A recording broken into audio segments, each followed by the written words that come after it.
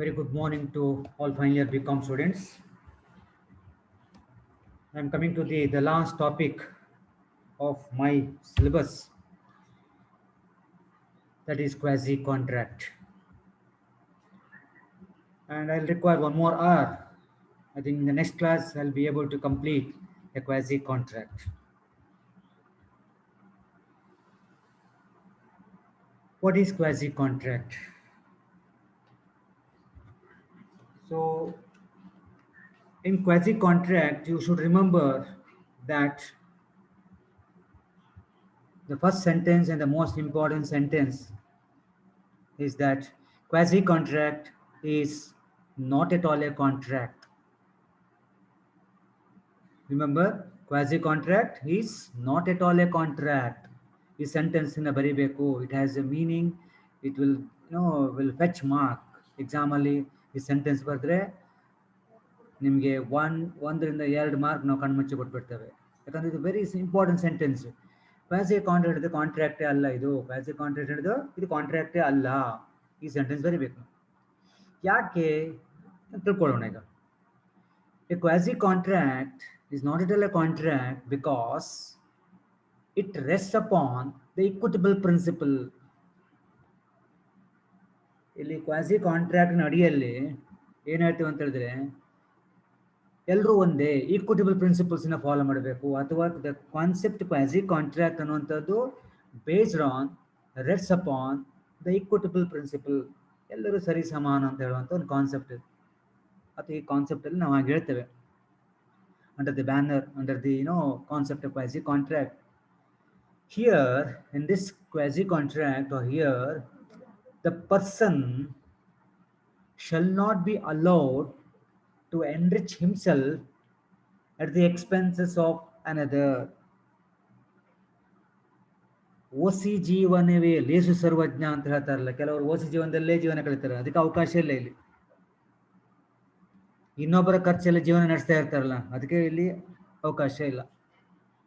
ಅದಕ್ಕೆ ಏನಾಗ್ತಾರೆ ಇಂಗ್ಲಿಷಲ್ಲಿ, the person shall not be allowed to enrich himself at the expenses of another. ಖರ್ಚು ಮಾಡೋದು ಇನ್ನೊಬ್ಬ, ಇವ ಶ್ರೀಮಂತ ಆಗೋದು, ಹಾಗೆ ಅವಕಾಶ ಇಲ್ಲ. That is why it is not at all a contract. ಹಾಗಾಗಿ ನಾವು it is not at all a contract ಅಂತ ಹೇಳ್ತೇವೆ. ಇನ್ನೂ ನಿಮಗೆ ಕ್ಲಿಯರ್ ಆಗಿ ಹೇಳ್ಬೇಕಂತಾದ್ರೆ, quasi contract is not at all a contract, but it is an obligation. ಅಂತ ಹೇಳಿದಾನು, quasi contract ಕಾಂಟ್ರಾಕ್ಟೇ ಅಲ್ಲ. ಆದ್ರೆ ಎಂತ ಇದು, it is an obligation which the law creates, in the absence of contract. ಇದು most important my dear students. Quasi contract is not at all a contract because here it is considered as an obligation. Quasi contract is an obligation which the law creates in the absence of contract. ಯಾವುದೇ ಕಾಂಟ್ರಾಕ್ಟ್ಗಳನ್ನು ಮಾಡ್ಕೊಂಡಿರೋದಿಲ್ಲ, ಆದರೂ ಸಹ ಕಾನೂನು ಅಥವಾ court ಏನಾಗುತ್ತೆ ಅಲ್ಲಿ obligation ಅನ್ನು create ಮಾಡುತ್ತೆ. ನಾವು ಯಾವುದೇ ರೀತಿಯ ಕಾಂಟ್ರಾಕ್ಟ್ ಮಾಡ್ಕೊಂಡಿಲ್ಲ, ಇಲ್ಲಿ ಯಾವುದೇ ರೀತಿಯ ಕಾಂಟ್ರಾಕ್ಟ್ ಇಲ್ಲ, ಅಗ್ರಿಮೆಂಟ್ ಇಲ್ಲ, ಕಾಂಟ್ರಾಕ್ಟ್ ಇಲ್ಲ, ಆಫರ್ ಇಲ್ಲ, ಅಕ್ಸೆಪ್ಟೆನ್ಸ್ ಇಲ್ಲ, ಯಾವ ಕನ್ಸಿಡರೇಷನ್ ಯಾವುದಿಲ್ಲ. ಇಲ್ಲಿ ಆಫರ್ ಇಲ್ಲ, ಅಕ್ಸೆಪ್ಟೆನ್ಸ್ ಇಲ್ಲ. ಆದರೆ ಇಲ್ಲಿ ಆಬ್ಲಿಗೇಷನ್ಸ್ ಹೇಗೆ ಬಂತು? ಆಬ್ಲಿಗೇಷನ್ಸ್ ಆರ್ ಕ್ರಿಯೇಟೆಡ್ ಬೈ ಲಾ. ಕಾನೂನು ಆಬ್ಲಿಗೇಷನ್ಸ್ ಅನ್ನು ಕ್ರಿಯೇಟ್ ಮಾಡ್ತು, ಕಾನೂನು ಪ್ರಾಮಿಸ್ ಅನ್ನು ಕ್ರಿಯೇಟ್ ಮಾಡಿತು. ಹಾಗಾಗಿ ಹೇಳುದು ಮೈ dear students, quasi contract is not at all a contract because it is an obligation which the law creates in the absence of any contract. Contract ಇಲ್ಲದೇ ಇರುವ ಸಂದರ್ಭದಲ್ಲಿ ಆಬ್ಲಿಗೇಷನ್ ಕ್ರಿಯೇಟ್ ಮಾಡುತ್ತೆ ಯಾವುದು? ಕಾನೂನು. ಹಾಗಾಗಿ ಇದು it is not at all a contract. But ಕಾನೂನು ಹೇಳಿದ ಮೇಲೆ ನಾವು ಕೇಳಲೇಬೇಕಲ್ವ, ಒಂದು ಕೋರ್ಟ್ ಆರ್ಡರ್ ಮಾಡಿದ ಮೇಲೆ ಕೇಳಲೇಬೇಕಲ್ಲ, ಕರೆಕ್ಟ್ ಅಲ್ಲ? ಹಾಗಾಗಿ ಇದು ಪ್ರಾಮಿಸ್ ಆಗುತ್ತೆ, ಇಟ್ ಬಿಕಮ್ಸ್ ಪ್ರಾಮಿಸ್. ಸೊ ಇನ್ನೊಂದು ತಿಳಿದಾದ್ರೆ,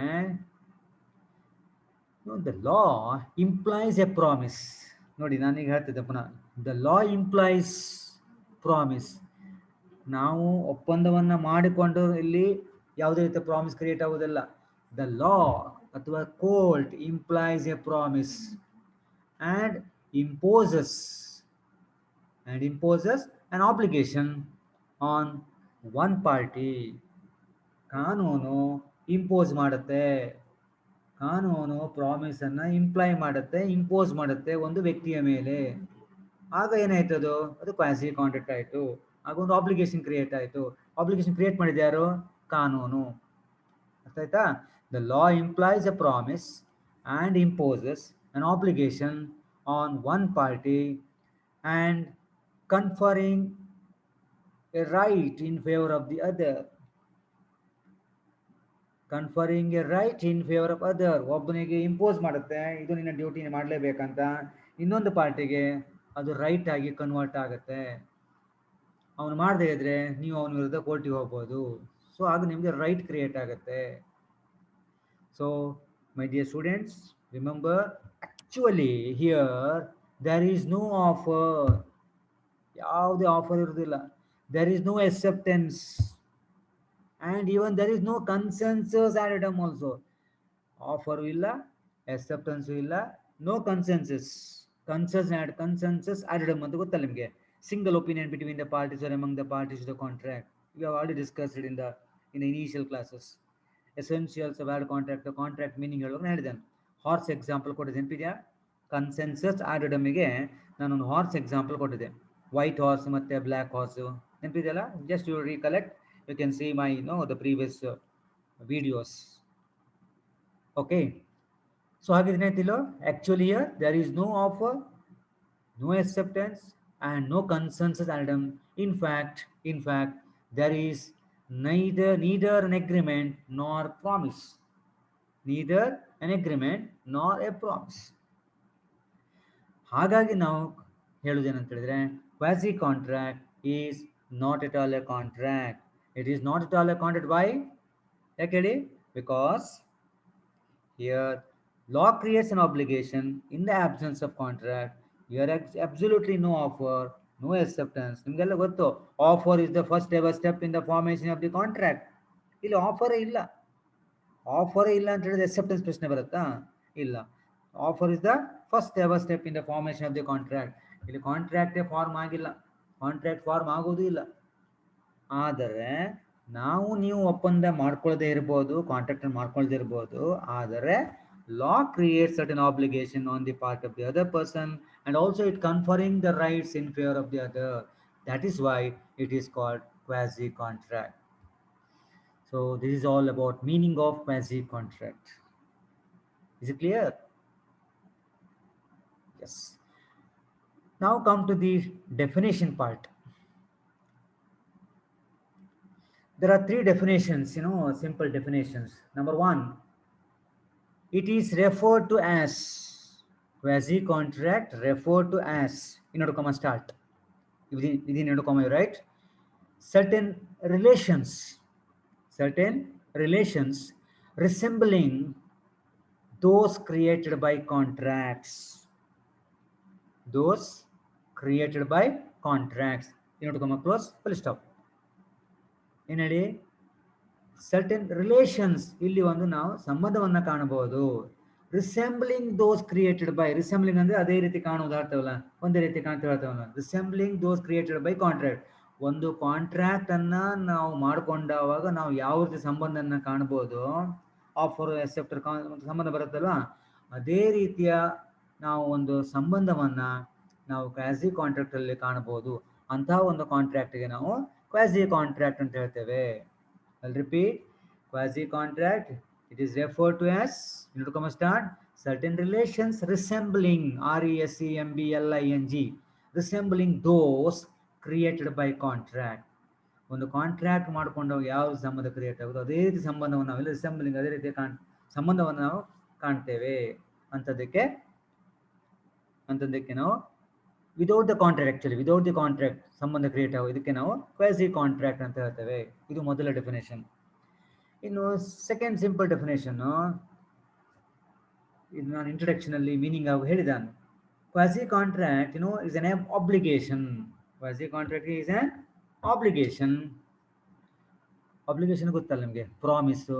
ನಾ ಹೇಳ್ತೇವೆ ನಂಗೊಂದು ಆಬ್ಲಿಗೇಷನ್ ಉಂಟು, tomorrow have to go to some meeting, have to attend, I got obligation. ಹೋಗ್ಲೇಬೇಕು, ನಾನು ಪ್ರಾಮಿಸ್ ಮಾಡಿದ್ದೇನೆ ಅಂತ ಹೇಳ್ತವನು ಅಲ್ವಾ. Yes, it is an obligation. ಯಾವುದು? Quasi contract is an obligation which the law creates in the absence of any agreement. In the absence of any agreement, ನಾನು ಆಗಲೇ ಹೇಳಿದ್ನಲ್ಲ ನಿಮಗೆ, without the contract we can see the contract, without the agreement, without the contract you can see, you can see the obligations or promise. He created, the law created. So ಹಾಗಾಗಿ quasi contract is an obligation which the law creates in the absence of any agreement or any contract. ಇದು ಎರಡನೇ definition. ಇನ್ನು ಮೂರನೇದು, it is fictitiously deemed contractual. It is fictitiously deemed contractual. ಅಲ್ಲೇ ಗೊತ್ತಾಯ್ತು ನೋಡಿ, fictitious asset ಅಂತ ನಿಮ್ಗೆ ಗೊತ್ತು, it is not actual asset. Fictitious ನಿಮ್ಗೆ ಗೊತ್ತು ನಿಮ್ಗಲ್ವಾ, ಕಲ್ಪನೆ ಮಾಡಿದ್ದು, ಕಲ್ಪಿತ. ಡೀಮ್ಡ್ ಕಾಂಟ್ರಾಕ್ಚುವಲ್ ಅಂದರೆ ಕಾಂಟ್ರಾಕ್ಟ್ ಇದ್ದ ಹಾಗೆ. ನಿಮಗೆಲ್ಲ ಗೊತ್ತಿರಬೇಕು, ಡೀಮ್ಡ್ ಯೂನಿವರ್ಸಿಟಿ ಮತ್ತು ಯೂನಿವರ್ಸಿಟಿ ಅಂತ ಗೊತ್ತಿರಬೇಕು. ಮಂಗಳೂರು ಯೂನಿವರ್ಸಿಟಿ, ಮಣಿಪಾಲ್ ಯೂನಿವರ್ಸಿಟಿ ನಾವು ಡೀಮ್ಡ್ ಯೂನಿವರ್ಸಿಟಿ ಹೇಳ್ತೇವೆ. ಅಂದ್ರೆ ಏನು? Manipal university is as good as university, ಅಂದ್ರೆ ಯೂನಿವರ್ಸಿಟಿ ಇದ್ದ ಹಾಗೆ, ಅದಕ್ಕೆ ಡೀಮ್ಡ್ ಅಂತ ಹೇಳ್ತಾನೆ, DEEMED. ಸೊ ಹಾಗಿದ್ರೆ ಕ್ವಾಸಿ ಕಾಂಟ್ರಾಕ್ಟ್ ಹೇಳಿದ್ರು ಹಾಗೆ ಮಕ್ಕಳೇ, quasi contract is fictitiously deemed contractual.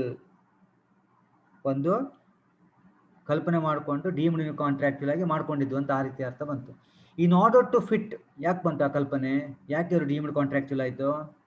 It is a fictitiously deemed contractual in order to fit, FIT, in order to fit the cause of action to the contractual remedy.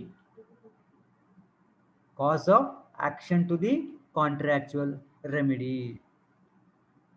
ಒಂದು contract ಅಲ್ಲಿ ನಿಮ್ಗೊಂದು ಮಾಡ್ಕೊಂಡವಾಗ ಅದಕ್ಕೆ solution ಇರ್ತಂತ ಬರುತ್ತೆ, ಅದೇ ರೀತಿ solution ನಾವು ಇಲ್ಲಿ deemed contract ಅಲ್ಲಿ, ಫಿಕ್ಟಿಷಿಯಸ್ ಕಾಂಟ್ರಾಕ್ಟ್ ಅಲ್ಲಿ ನಾವು ಕಾಣಬಹುದು. ಇದಕ್ಕೆ ನಾವು, it is not actual agreement, it is not actual contract ಅಲ್ವಾ, ಹಾಗಾಗಿ ಇದು ಡೀಮ್ಡ್ ಕಾಂಟ್ರಾಕ್ಚುವಲ್. ಇದು ಯಾಕೆ ಬಂತು? In order to fit the cause of action to the contractual remedy. ಒಬ್ಬನಿಗೆ ಅನ್ಯಾಯ ಆಗಿದೆ, ಆ ಅನ್ಯಾಯವನ್ನು ಸರಿಪಡಿಸಲಿಕ್ಕೋಸ್ಕರ ಕಾನೂನು ಒಂದು ಆಬ್ಲಿಗೇಷನ್ ಕ್ರಿಯೇಟ್ ಮಾಡುತ್ತೆ. ಅದಕ್ಕೆ ನಾವು, it is rightly said that it is fictitiously deemed contractual in order to fit the cause of action to the contractual remedy.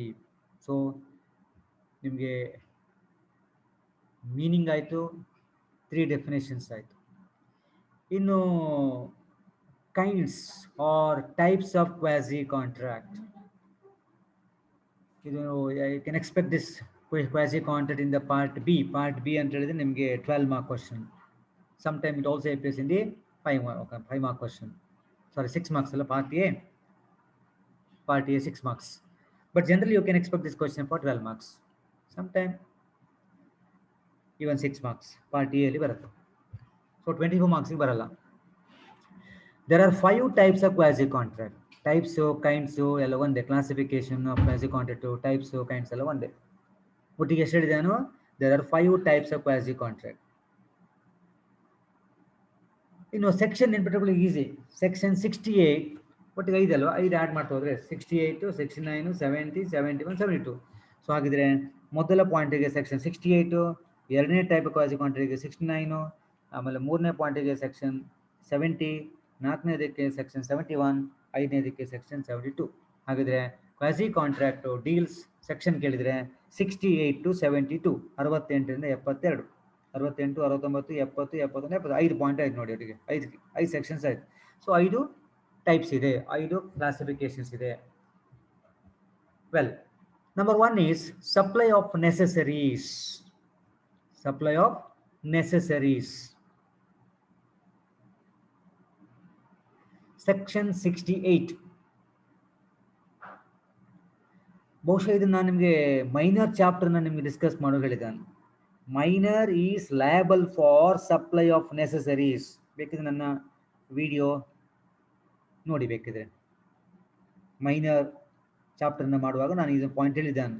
Minor is liable as per section 68 quasi contract ಪ್ರಕಾರ. Minor is liable for ನೆಸೆಸರೀಸ್.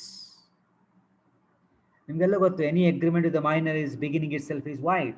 Any agreement with the minor is starting itself is wide, beginning itself is wide. ab initio void ಅಥವಾ void ab initio.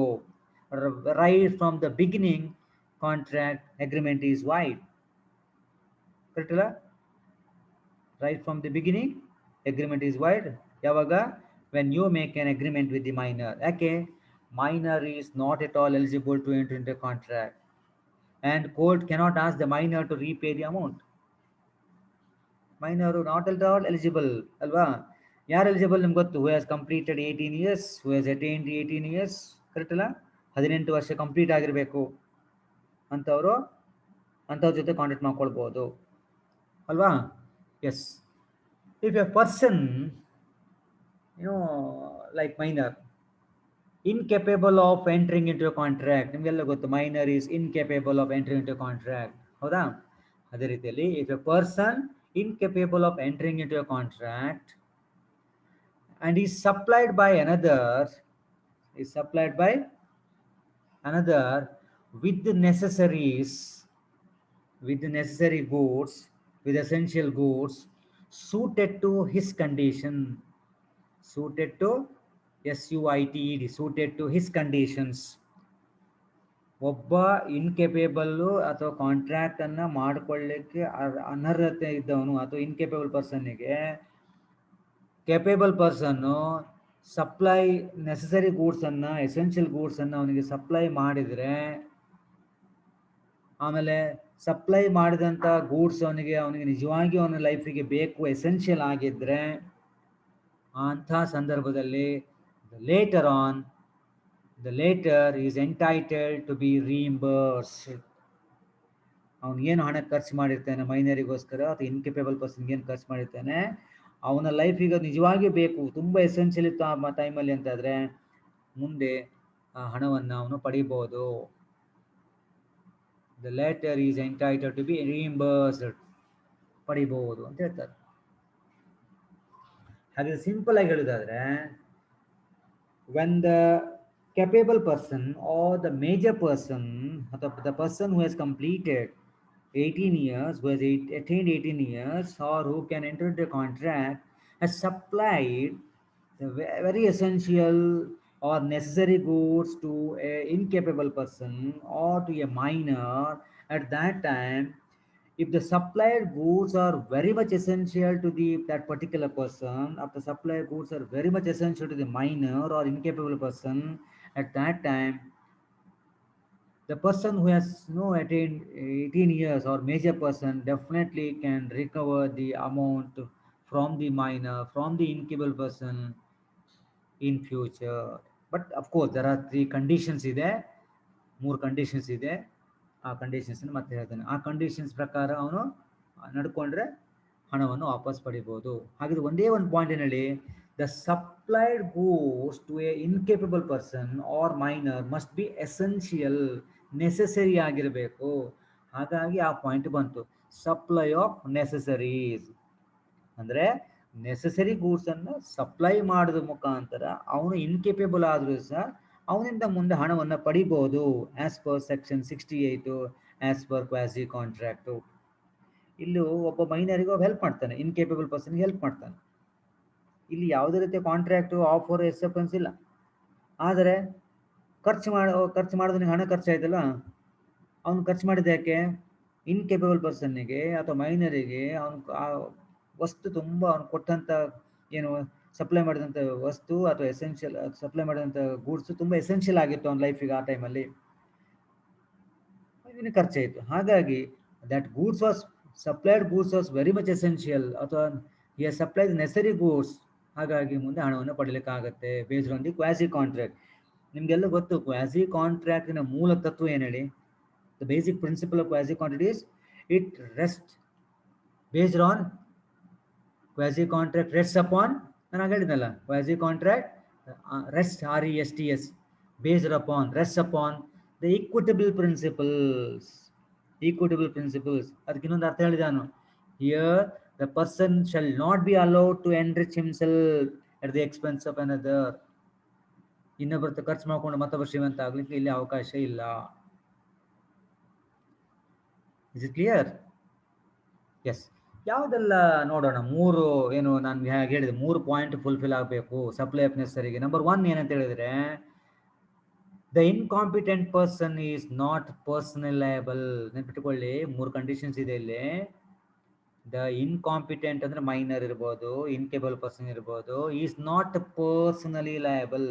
ಅವನು ವೈಯಕ್ತಿಕವಾಗಿ ಒಂದು responsible ಇರೋದಿಲ್ಲ. But his estate, his property, ಅವನಿಗೆ property ಇದ್ರೆ, estate ಇದ್ರೆ, ಬ್ಯಾಂಕಲ್ಲಿ ಹಣ ಇದ್ರೆ, ಅವನ ಅಕೌಂಟಲ್ಲಿ ಹಣ ಇದ್ರೆ, ಆ ಬ್ಯಾಂಕ್ ಅಕೌಂಟು ಅಥವಾ ಅವನ ಪ್ರಾಪರ್ಟಿ ಅಥವಾ ಅವನ ಎಸ್ಟೇಟ್ ಲಯಬಲ್ ಆಗುತ್ತೆ ಫಾರ್ ರೀಇಂಬರ್ಸ್ಮೆಂಟ್. ಸೊ ಹಾಗಿದ್ರೆ the incompetent person is not person liable. ಯಾವ್ದು liable? But his estate property is liable for reimbursement. Point number 1. ಇದು ಯಾವುದಕ್ಕೆ ಸಂಬಂಧಪಟ್ಟಿದ್ದು? ಸಪ್ಲೈ ಆಫ್ ನೆಸರಿಗೆ, ಮೊದಲ ಕ್ವಾಸಿ ಕಾಂಟ್ರಾಕ್ಟ್ಗೆ. ಎರಡನೇ condition, my dear students, the necessaries supply to him must be suitable to the conditions of his life. ಅವನಿಗೆ ಏನು ನೀವು supply ಮಾಡಿರ್ತೀರಿ incapable ಪರ್ಸನಿಗೆ, ಆ ಟೈಮಲ್ಲಿ ಅವನಿಗೆ ತುಂಬ ಎಸೆನ್ಷಿಯಲ್ ಆಗಿರಬೇಕು. The necessary supply to him must be suitable to the conditions of his, ಅವನ life ಕಂಡೀಷನಿಗೆ, ಅವನ ಸಿಚುವೇಶನ್ಗೆ ಅದು ಸೂಟ್ ಆಗಬೇಕು. 2 ಕಂಡೀಷನ್ಸ್. ಮೂರನೇ condition, the necessaries should have been supplied to incompetent persons. The necessaries should have been supplied to incompetent persons or such other persons who are legally bound to be supported. Who are legally bound to be supported. For example, wife and children of a lunatic person. Wife and children of a lunatic person. ಒಬ್ಬ ಲ್ಯುನಾಟಿಕ್ person ಹೆಂಡತಿ ಮತ್ತೆ ಮಕ್ಕಳು. ಏನು ಹೇಳ್ತೇನೆ, point number 3 ಹೇಳಿದೆ ಅಂತೇಳಿ, the necessary should have been supplied to incompetent persons or ಅಥವಾ such other persons who are legally bound to be supported. ಈಗ ಲ್ಯುನಾಟಿಕ್ ಪರ್ಸನ್ಗೆ ಕೊಟ್ಟ, ಅವನ ಮಕ್ಕಳಿಗೂ ಸಪ್ಲೈ ಮಾಡಿದ, ಹೆಂಡತಿಗೂ ಕೊಟ್ಟ. ಆಗ ಯಾರ ಪರವಾಗಿ ಮಾಡಿದ್ದು? ಲ್ಯುನಾಟಿಕ್ ಪರ್ಸನ್ ಪರವಾಗಿ. ಅಂದರೆ ಹೆಂಡತಿ ಅವನಿಗೆ ಲೀಗಲಿ ಬೌಂಡ್ ಅಲ್ವಾ, ಮಕ್ಕಳು ಸಹ ಲೀಗಲಿ ಬೌಂಡ್ ಅಲ್ಲ. ಸೊ ಅದಕ್ಕೆ ನಾನು ಎಕ್ಸಾಂಪಲ್ ಕೊಟ್ಟಿದ್ದೆ, wife and children of lunatic person. So ಈ 3 ಕಂಡೀಷನ್ಸ್ ಫುಲ್ಫಿಲ್ ಆಗಬೇಕು ಸಪ್ಲೈ ಆಫ್ ನೆಸರಿಯಲ್ಲಿ. ಒಂದು very important, by supplying necessary goods to a minor or incompetent person or incapable person, money can be recovered. But 3 point ಅಂತೇಳಿ, personal liability of the minor is 0. ಹಾಗಿದ್ರೆ ಯಾವ್ದು liable? Minor's property, minor's estate, minor's bank account is liable. ಎರಡನೇದು ಹೇಳಿದ್ದು, the necessary supply to him must be suitable ಆಗಿರಬೇಕು. ಅವನಿಗೆ ನೀವು supply ಮಾಡಿದ good supply suitable ಆಗಿರಬೇಕು. ಅಷ್ಟೇ ಅಲ್ಲ, ಮೂರನೇ point, should have been supply to incompetent person. ಅಷ್ಟೇ ಅಲ್ಲ, ಆರ್ ಸಚ್ ಅದರ್ ಪರ್ಸನ್ಸ್, ಬೇರೆಯವರಾಗಿರ್ಬೋದು. ಯಾರು? Who are legally bound to be supported.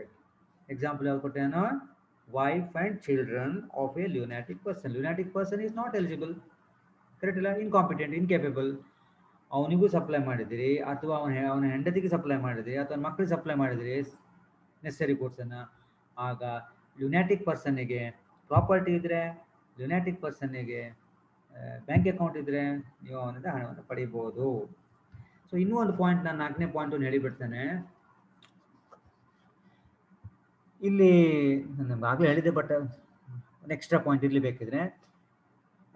Incompetent persons property is liable for the payment. Incompetent persons property is liable for the payment of only a reasonable price. ನಾನು ನಮ್ಗೆ ಆಗಲೇ ಹೇಳಿದೆ, personal liable ಅಲ್ಲ, but property liable. ಆದರೆ ಯಾವ ರೇಟಿಗೆ, ಯಾವ ಅಮೌಂಟಿಗೆ, ಯಾವ ಪ್ರೈಸಿಗೆ ಅಂತ ಕೇಳಿದರೆ, liable for the payment of only a reasonable price. ಬೇಕಾಬಿಟ್ಟಿ ಅಮೌಂಟ್ ತಗೊಳ್ಳಿಕ್ಕೆ ಆಗೋದಿಲ್ಲ, ಒಂದು ರೀಸನಬಲ್ ಪ್ರೈಸ್ ಅಂತ ಇರುತ್ತೆ, ಆ ಪ್ರೈಸ್ ಪ್ರಕಾರ ತಗೊಳ್ಬೇಕಾಗತ್ತೆ. Is it okay? ಓಕೆ, ಒಂದು ಎಕ್ಸಾಂಪಲ್ ಕೊಟ್ಟು ಇವತ್ತಿನ ಕ್ಲಾಸ್ ಮುಗಿಸ್ತೇನೆ. ಸೊ ಸೆಕ್ಷನ್ 69, 70 ನೆಕ್ಸ್ಟ್ ಕ್ಲಾಸಲ್ಲಿ ಡಿಸ್ಕಸ್ ಮಾಡೋಣ. ಹಾಗೆ 71 72 ಇನ್ನೊಂದು ಕ್ಲಾಸಲ್ಲಿ. ಸೊ ಇನ್ನು ಎರಡು ಕ್ಲಾಸ್ ತಗೋತೇನೆ ನಾನು, ಆಯಿತಾ? ಇಲ್ಲಿಗೆ ನನ್ನ ಪೋರ್ಷನ್ ಮುಗೀತದೆ. ಓಕೆ, ವೆಲ್, ಒಂದು ಎಕ್ಸಾಂಪಲ್ ಕೊಡ್ತೇನೆ ಈಗ. Mr A supplies B. A ಹೇಳುವನು ಬಿಗೆ ಸಪ್ಲೈ ಮಾಡ್ತಾನೆ, ಗೂಡ್ಸ್ ಸಪ್ಲೈ ಮಾಡ್ತಾನೆ. ಬಿ ಹೇಳಿದ್ರೆ ಯಾರು ಕೇಳಿದ್ರೆ, ಬಿ ಹೇಳಿದ್ರೆ ಎ ಲುನಾಟಿಕ್. ಬಿ ಹೇಳಿದ್ರೆ A ಲುನಾಟಿಕ್. I'll repeat. Mr. A supplies B a lunatic with the necessaries suitable to his conditions. ಅಂದ್ರೆ ಎ ಹೇಳುವನು ಬಿಗೆ ಬೇಕಾದಂತ ಸೂಟೇಬಲ್ ನೆಸರಿ ಗೂಡ್ಸ್ ನ ಕೊಟ್ಟಿರ್ತಾನೆ. ಬಿ ಹೇಳಿದ್ರೆ ಲುನಾಟಿಕ್. ಬಿ ಲುನಾಟಿಕ್ ಆದ ಕಾರಣ ಅವನು ಇನ್ಕಾಂಪಿಟೆಂಟ್, ಇನ್ಕೇಪಬಲ್ ಅಂತ ಆಯ್ತು. ಸರಿ ಅಲ್ವಾ? In this example or in this case, no doubt A is entitled to be reimbursed. A is entitled to be reimbursed from B's property. ಎಲ್ಲ ಅರ್ಥ ಆಗಿದೆ ನಿಮಗೆ? ಬಿ ಯ ಪ್ರಾಪರ್ಟಿನ ಹಣ ಪಡೆಯಬಹುದು. ಬಿಟ್ರೆ ಬಿ ಇಂದ B personal liability 0. B's personal liability is absolutely 0. B is not personal liable, but B's property is liable. ಯಾಕೆ? Supplied goods was very essential to B. Thus, a minor or lunatic is not personal liable, but their property is held liable. So ಹಾಗಿದ್ರೆ personal liability absolutely nil or 0. ಯಾವುದು liable ಹೇಳಿದ್ರೆ property or estate is liable for the repayment of supply of necessaries. Hope this point is clear. Meaning ಗೊತ್ತಾಯ್ತು, definition ಗೊತ್ತಾಯ್ತು. ಆಮೇಲೆ ಮೊದಲ kinds or types or classification of quasi contract, supply of necessaries, section 68. Okay, so next ಕ್ಲಾಸಲ್ಲಿ second point third point ಕಲಿಯೋಣ. ಅದು next ಕ್ಲಾಸಲ್ಲಿ fourth point fifth point ಕಲಿಯೋಣ. Okay, so ಹಾಗಿದ್ರೆ I wind up today's class. Thank you. ನಾನು ಯಾವಾಗಲೂ ಹೇಳ್ತಾ ಇರ್ತೇನೆ, for any clarification you want, you can call me, you can send a message through WhatsApp. Thus, we have the group. That group is created only for the purpose of study. Business law group ಏನು create ಮಾಡಿದ್ದೇವೆ, that group is only for the purpose of study. ಬೇರೆ ಏನು ಹಾಕ್ಲಿಕ್ಕೆ ಹೋಗ್ಬೇಡಿ, photo ಹಾಕ್ಲಿಕ್ಕೆ ಹೋಗ್ಬೇಡಿ. By mistake ಹಾಕಿದ್ರೆ immediate delete ಮಾಡಿಬಿಡಿ. Okay, yes. ಸೊ ಹಾಗಿದ್ರೆ I will wind up today's class. Thank you very much. Thank you.